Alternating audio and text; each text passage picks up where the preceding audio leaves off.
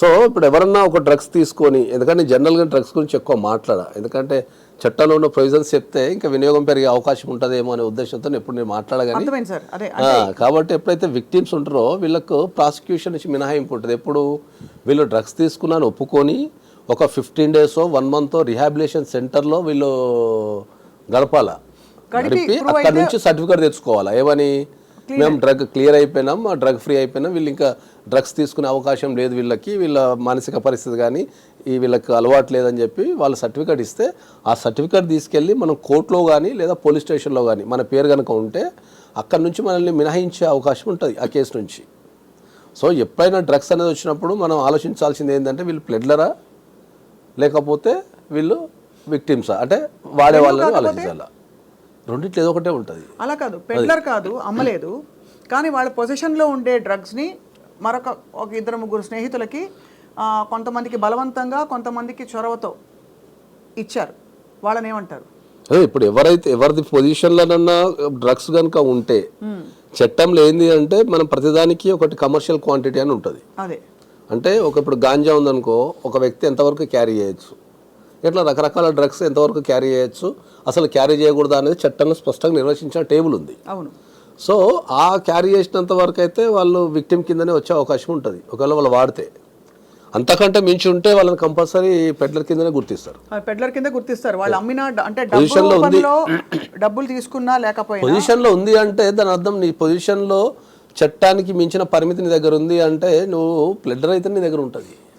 ఇప్పుడు ఈ అంశం మాట్లాడుతూ మొన్న లావణ్య గారు కూడా ఏమన్నారంటే దట్ ప్రీతి ఎవరైతే ఆరోపణ చేస్తున్నారో ఇలాగ తనకి బలవంతంగా డ్రగ్స్ ఇచ్చారు, చాలా కాలం పాటు డ్రగ్స్ ఇచ్చారు, తను రిహాబిలిటేషన్ సెంటర్కి వెళ్ళి నయం అయ్యి అందులో డిఎడిక్ట్ అయ్యి బయటకు వచ్చి సర్టిఫికేట్తో పాటు షీఈస్ అవుట్ రైట్ నౌ. కానీ అలవాటు చేసిన ఆ వీడియోలు తన దగ్గర ఉన్నాయని చెప్పి ప్రీతి ఆరోపిస్తే ఆ అమ్మాయి గతం నాకు తెలుసు, ఆ అమ్మాయికి గతంలో చాలామంది బాయ్ ఫ్రెండ్స్ ఉన్నారు అని లావణ్య ఆరోపణ చేశారు. దీనికి దానికి ఏమైనా పొంతన సంబంధం ఉంటుందా సార్? అంటే మనిషి నడవడిక తెలుసుకోవడంలో అదే ఇప్పుడు మనం ఏం చెప్తామంటే ఏంటంటే జనరల్గా ఏమవుతుందంటే మనం ప్రపంచంలో ప్రతిదానికి ఒక చట్టం ఉంది, దానికి కొన్ని రూల్స్ పర్మిట్స్ ఉన్నాయి. ఇప్పుడు ఒక అమ్మాయి కనుక ఇప్పుడు నేను ఎవరికైనా బలవంతంగా పనిచేసినా అనుకో, ఆ పరిస్థితికి వాళ్ళు లొంగిపోయినా, సపోజ్ తప్పించుకోవడానికి వీలు లేదు లేకపోతే ఒక చేయాల్సి వచ్చింది లొంగిపోయినా, దాని తర్వాత వాళ్ళు కంపల్సరీ రిలీజ్ కావాల్సిందే, ఎందుకంటే అది నిజంగా బలవంతం చేసినా లేకపోతే స్వతంత్రంగా తీసుకున్నా అని. అట్లా బలవంతం చేసినప్పుడు వాళ్ళు ఎనీ ఫోరం, ఇప్పుడు అంతా ఆన్లైన్ కంప్లైంట్సే కదా. ఇప్పుడు ఇంకా కొత్త చట్టంలో అయితే ఇంటికాడ కూర్చొని మనం ఆన్లైన్ కంప్లైంట్ చేయొచ్చు. అవును. ఒకవేళ అమ్మాయి దగ్గర డ్రగ్స్ పొజిషన్ ఉంది లేకపోతే అమ్మాయి అలవాటు చేస్తున్నప్పుడు you can go to the any forum, any police station, walk in to the police station, give a complaint. So అది ఇవ్వలేదు కనుక దాన్ని ఎలా అన్వయించుకుంటారు మరి? ఇక వన్ ఆఫ్ ద అంతే కదా. అంటే బట్ ఇక్కడ అంటే నీకు అవసరం వచ్చినప్పుడు ఏంటంటే ఇప్పుడు ఒక నేరం చట్టంలో చాలా స్పష్టంగా చెప్పబడుతుంది. ఒక నేరం చేసినోనికి ఎంత శిక్ష పడుతుందో ఆ నేరం జరుగుతుందనో జరిగిందనో చెప్పని వాళ్ళకు కూడా అంతే శిక్ష ఉంటుంది. అంటే నేరం జరగబోతుందని నీకు తెలిసి చెప్పకపోయినా అంతే శిక్ష. కానీ అది బెదిరింపుకి లోనయ్యి ఆ బెదిరింపు వల్ల నేను బయట చెప్పలేదు, మా వ్యక్తిగత జీవితాలని ఎక్కడ బయట పెడతారని ఆ బెదిరిస్తూ మా ఫోన్లు లాక్కుని ఇలా చేశారనే ఆరోపణని దాన్ని ఎంతవరకు తావిస్తుంది? ప్రాక్టికాలిటీ ఆలోచించండి. ఈ రోజులలో ఫోన్లు లాక్కోవడం అనేది, బెదిరించడం అనేది ఒక వ్యక్తిని మనం బంధించగలుగుతామా? ఇప్పుడు నా ఫోన్ ఉంది అనుకుందాం, ఇప్పుడు నన్ను బెదిరించారు, మీరు బెదిరిస్తే నేను ఇక్కడ నుంచి ఒక 100కి కాల్ చేయలేనా, లేకపోతే ఒక వాట్సాప్కి నేను ఒక మెసేజ్ పెట్టలేనా?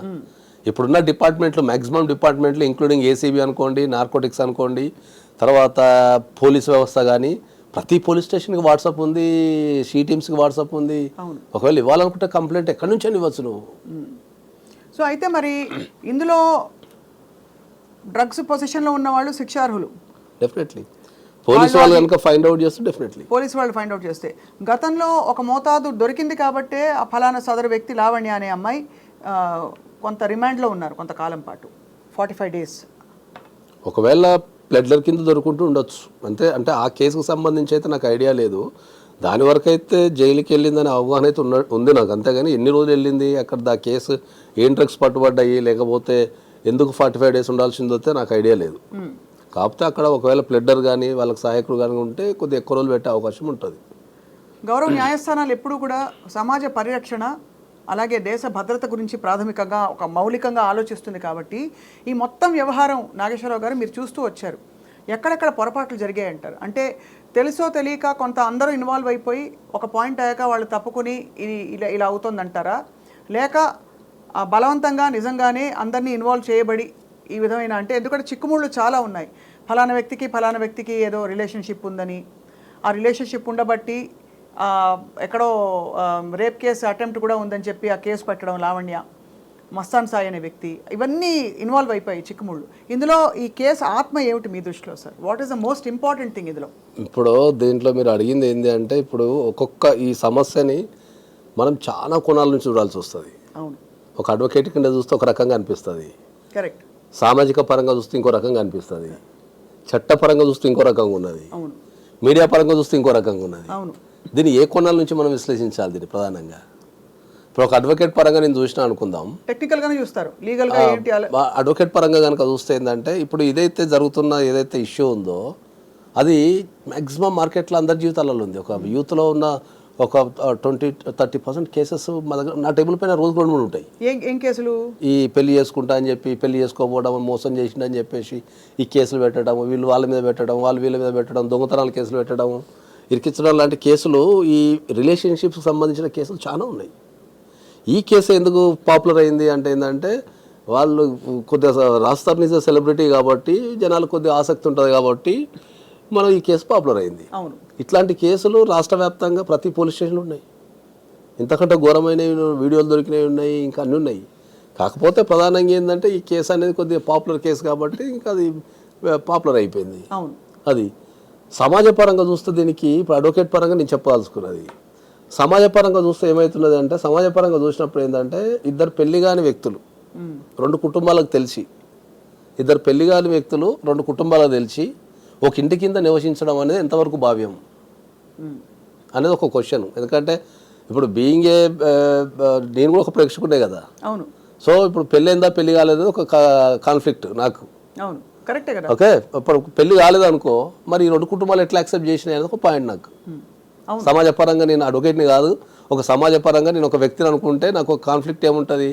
అరే వీళ్ళ కుటుంబం తెలుసు అంటున్నారు, వాళ్ళ కుటుంబం తెలుసు అంటున్నారు, మరి వీళ్ళిద్దరు ఒక 11 years రిలేషన్షిప్లో ఉన్నప్పుడు ఈ 2 కుటుంబాలు ఏం చేసినాయి అంటే, సమాజంలో ఇప్పుడు ఈ ఇష్యూ ద్వారా ఏంది అంటే, మీరు సమాజంలో ఒక ఇద్దరు వ్యక్తులు పెళ్లి కాకుండా నివసించవచ్చు అనేది మీరు మెసేజ్ పంపిస్తున్నారా? అది వ్యాలిడా ఇన్వాలిడా అనేది చట్టపరిధిలో ఏముంది అంటే ఈ విషయంపై? చట్టపరిధిలో మనకు భారతదేశానికి ఉన్న బ్యూటీ ఏంటంటే, చట్టం కంటే ఎక్కువ మన మోరల్కి వాల్యూ ఇస్తాం. మోరల్ వాల్యూస్కి ఎక్కువ వాల్యూస్ మన దగ్గర భారతదేశానికి, ప్రపంచంలో అన్ని దేశాలకు భారతదేశానికి ఉన్న తేడా ఏంటంటే, ప్రపంచంలో అందరూ చట్టానికి వాల్యూ ఇస్తారు, మనం చట్టం కంటే ఎక్కువ మోరల్కి వాల్యూ ఇస్తాం. మోరల్కి, సమాజము పరిధులు వాటి కొన్ని ఉంటాయి. ఇప్పుడు చట్టపరంగా ఇప్పుడు మనం చట్టమే తీసుకుందాం అనుకుందాం, ఒక పెళ్లి కాని వ్యక్తి ఇద్దరు పెళ్లి కాని ఒక అబ్బాయి ఒక అమ్మాయిని ఒక ఇంటికి రెంట్ ఇవ్వగలుగుతారా? ఎవరన్నా ఒక ఇంట్లో రెంట్ ఇవ్వగలుగుతారా? అంటే చాలా ఈ మధ్య ఇవ్వట్లేదు. అసలు వ్యక్తి వచ్చి వస్తూ పోతూ ఉండే ప్లేసెస్ మీద చేసుకుంటున్నారు. అంటే నిజమే, అంటే నిజంగా చూస్తే కలిసి ఎవరు తీసుకోవట్లేదు రెంట్కి. కలిసి తీసుకోవడం లేదు, మనం చట్టము మొరల్ మాట్లాడుతున్నాం. చట్టము మొరల్ మాట్లాడేటప్పుడు ఇద్దరు పెళ్లి కాని వ్యక్తులు పోయి రెంట్కు తీసుకునే అవకాశం ఉందా? లేదు. ఇస్తున్నారా? మరి చట్ట ప్రకారం ఇవ్వాలి కదా, ఇవ్వాలి. చాలా హోటల్స్లో కపుల్స్కి మాత్రమే రూమ్స్ ఇస్తారు. అన్మ్యారీడ్ వాళ్ళకి ఇండియాలో ఇప్పటికి కూడా చాలా చోట్ల బోర్డు పెట్టి ఉంటుంది, unmarried couples are not allowed అని చెప్పేసి. మరి అకార్డింగ్ టు ద లా అయితే మరి వెళ్ళాలి కదా మరి. కాబట్టి ఏంటంటే మనకు మోరల్కి వాల్యూ ఇస్తాం కాబట్టి చట్టంలో మేజర్ అయిన ఇద్దరు వ్యక్తులు కలిసి ఉండే అవకాశం ఉంది. ఎందుకంటే లివ్ ఇన్ రిలేషన్షిప్ అనేది కోర్టులు కూడా గుర్తించినాయి. లివ్ ఇన్ రిలేషన్షిప్స్ కోర్టులు గుర్తించినాయి.